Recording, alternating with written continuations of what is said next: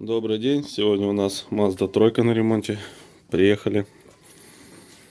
Жалуется на шум и на удары в колесе.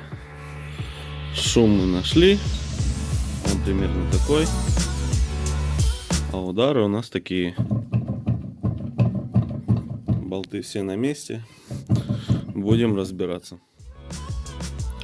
В общем, удары и все шумы нашли. Причина этому всему вина ступица задняя сбита. Заказали новую.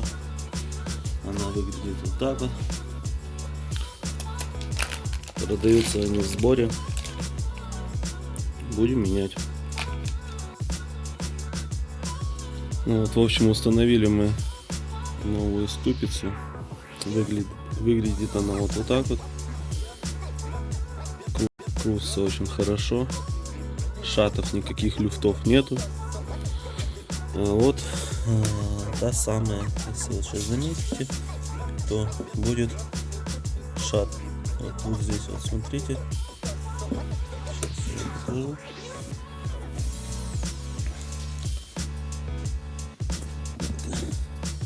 Одному неудобно просто.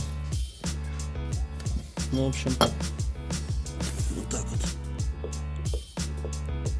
Вот, она разбита. Естественно, будут стуки и шумы. Вот, поставлю новую, и будет все хорошо.